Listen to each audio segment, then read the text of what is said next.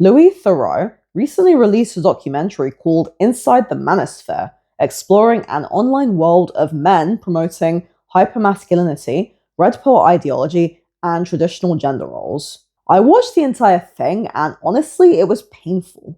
My immediate reaction to this was, why only show the worst examples of modern masculinity influences? Where are the men focused on discipline, responsibility, self improvement, or genuine male issues?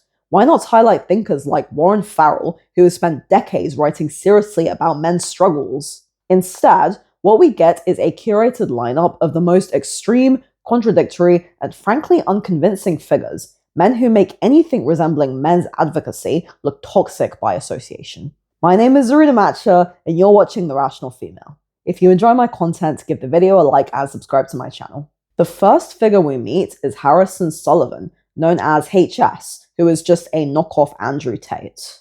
What stands out immediately is the contradiction. These men talk about quality women, yet surround themselves with highly curated, transactional relationships, women who are only there for status and money.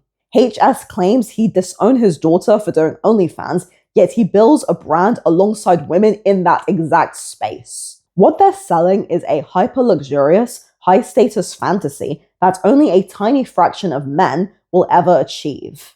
It's essentially unregulated capitalism dressed up as male empowerment, often packaged through courses, coaching, or pyramid-style ecosystems. I was reminded of an older BBC documentary presented by Reggie Yates, which also explored the manosphere and introduced me to Louis Theroux, who is a well-known leading figure in the manosphere and is basically a predecessor to Andrew Tate. This dynamic inspired elements of my novel Tic-Tac-Toe, where I explored the ideological elements of feminism and the manosphere. Check out my video discussing the novel in the cards. We then meet Justin Waller, who promotes one-sided monogamy. His wife remains loyal while he doesn't. Let's be honest, most women don't want that arrangement. Yes, women are attracted to status and competence, but attraction is not the same as tolerating betrayal and infidelity. Justin frames this as heroic masculine leadership, providing a grand life for a woman, but conveniently leaves out the part where most women expect exclusivity in return. We also meet his wife, Kristen, who reinforces the same worldview.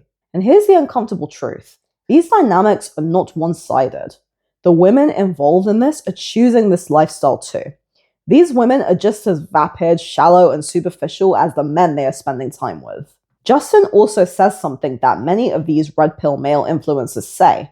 A beautiful woman can get invited onto a yacht or a boat, but a man has to work for it. Yet he ignores the reality. Most women are not flying to Dubai, dating millionaires, or getting invited onto yachts. Most people are living normal lives, wanting stability, loyalty, and a partner they can actually trust.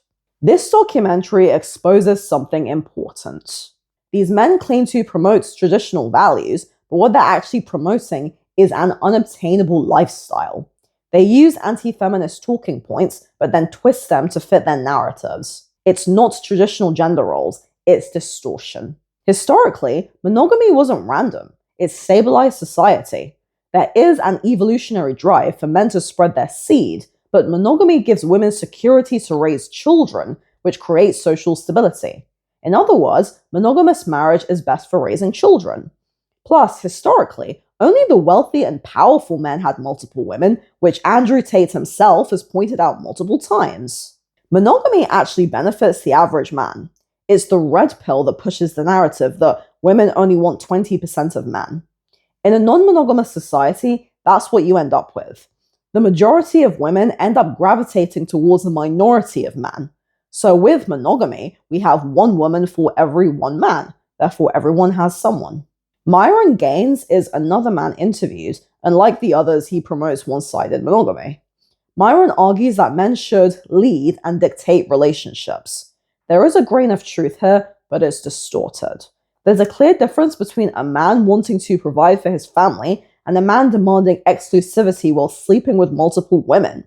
One is responsibility, the other is control. You can even see this distinction when comparing religious frameworks. Christianity promotes monogamy and complementary roles between men and women, Islam permits polygamy and has stricter rules for women, such as telling women to cover themselves. Whatever your view is on religion, there's a clear practical difference in how these systems play out. Personally, I don't care what people choose to do in private. If everyone involved is genuinely happy, that's their business. The issue is presenting this lifestyle as an ideal when most women simply don't want it. I don't like the idea that relationships should be about control. I think that what men, or most men, really want is a companion. I don't think men necessarily want to tell a woman what to do. They want a teammate, someone to have a shared, mutual connection with. And speaking of the women in this documentary, they all appear fake and doll-like. At one point, Myron's now ex-girlfriend, Angie, speaks and says that he's different in private. But again, she chose to be with a man like that. These dynamics go both ways. The men and women involved are equally shallow, chasing money, status, and attention. At one point, Louis asks Justin if he thinks women can be architects or have any kind of career. And Justin says yes, he does agree that women can pursue careers. But he also says that most women want husbands and families. I actually agree with this premise. Women are wired to want children and domestic stability. This doesn't mean that all women have to go down this path. I have no problem with any talented woman pursuing something outside of domesticity. My disagreement with feminists is that women have always been able to pursue jobs outside of domesticity, and many working class women worked out of necessity. Most women actually aspire to be wives and mothers, not architects. We see more men in high-powered jobs because men gravitate towards them more. They require a lot of time, energy, and focus that most women don't want or have. Most women would prefer to focus on having a family. Women also tend to push for men to earn more money and achieve more because of hypergamy. Women are attracted to wealth and status. That is a big reason why men earn more money, because their woman demands it of them. And to point out, when I say women are attracted to wealth and status, that doesn't mean this hyper-luxurious, extreme form of wealth and status. It's more like most women want a man who has a good, stable job and she can rely on him to pay the bills and look after her financially. I think that's just common sense, really. Justin and Myron claim to love women in the same way that feminists say they don't hate men. These men don't love women, they love money. That's fine. But I resent them promoting this lifestyle under the guise of male advocacy. Traditional women like Abby Shapiro or Mrs. Midwest wouldn't give these men the time of day. On the Fresh and Fit podcast, Myron surrounds himself with models, and one of them says that she wants a man who is over 6 feet tall and earns over $300K a year. These women are not representative of most women. They're superficial, status-driven, and highly performative. Fresh and Fit must be one of the places where this online trend of women only wanting rich, tall men came from. In real life, most women just want a decent man who treats them well. Even Louis Theroux pointed out this contradiction. These men claim traditional values while posing with OnlyFans models. HS criticizes these women while profiting from them. He tells men to avoid porn while promoting the same ecosystem. It's hypocrisy, plain and simple. They talk about escaping the matrix, meaning the 9-to-5 system. But instead of telling men to reach these unobtainable goals of hyper-luxuriousness, what about introducing something that would actually provide freedom? Like universal basic income. This would actually be a more realistic solution. That would give people stability and the ability to build something without constant financial pressure. Everyone's basic needs would be met, and that's actually better for couples because then the woman wouldn't actually have to work as well as her husband if she didn't want to.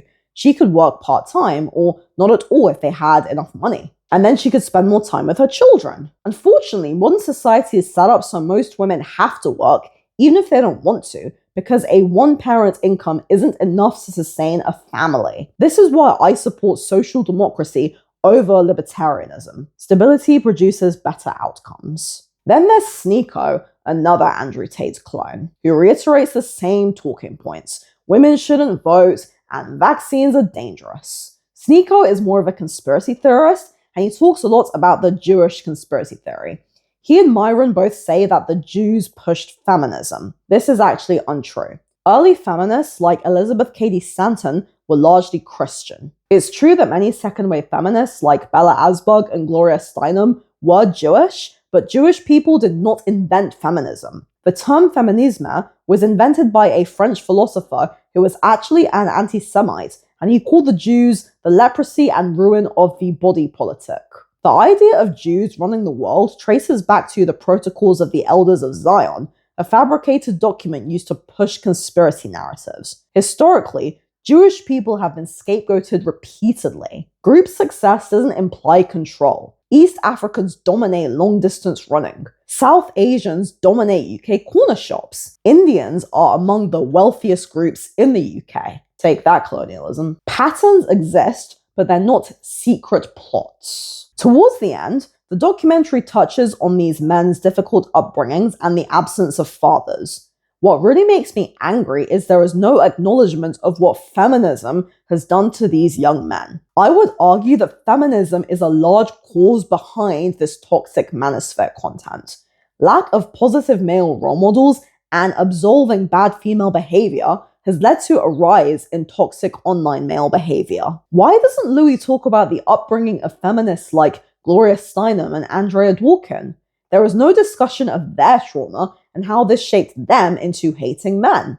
These women are just empowered, radical feminists who paved the way for women to have equal opportunities. In reality, they did nothing of any worth. They were sick women. These manosphere men are the flip side of these feminists. Both sides are promoting toxic ideals, yet the manosphere is condemned while feminism is celebrated. I wonder why that is. Having a traumatic childhood is no excuse to become a bad person. I've had my own fair share of trauma, and that didn't push me towards hating men or women. It's pushed me towards a more balanced view. Equal standards, equal accountability.